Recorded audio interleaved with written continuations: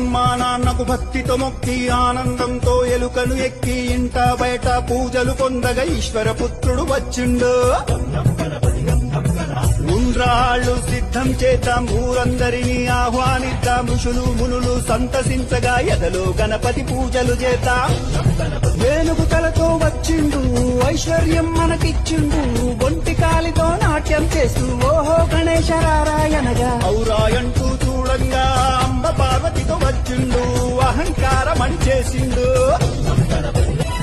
కడుపారా పాయసమే త్రాగి ఖర్జూర పండ్లను మెచ్చిండు, గట్టి పరుగుంచి గుంజీలు తీస్తే ఘనంగా దీవెనలిచ్చిండు, జ్ఞానమందరికి ఇచ్చిండు.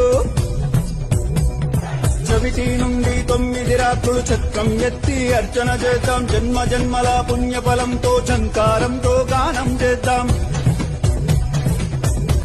చక్కరిగాళ్లను మట్టు పెట్టి ఠంఠమ్మని గంటలు మోగిద్దాం, తప్పుల తప్పుడు ఆగకుండా ఠంఠమ్మని బాజా ప్రోగిద్దాం, రణమున గెలుపును సాధిద్దాం.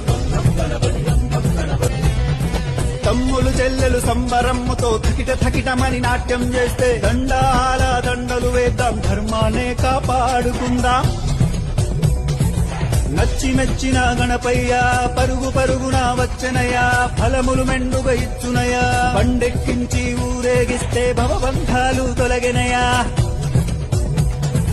మనసారా గణపతిని వేళంగా యమ బాధలు బాపెను చూడంగా, రమ్మంటూ గొంతెత్తి పాడరా లంబోదరలకు మికరా. వరుసగా భజనలు చేసి శరణంటూ గణపతి చేరి, సకల లోకాలాధిపతిని షణ్ముఖనాథుని సోదరుని హరుడి పుత్రుడు గణపతి బొప్పను క్షమించమంటూ మొక్కుదాం, రై రై మలిసాగనంపుదాం.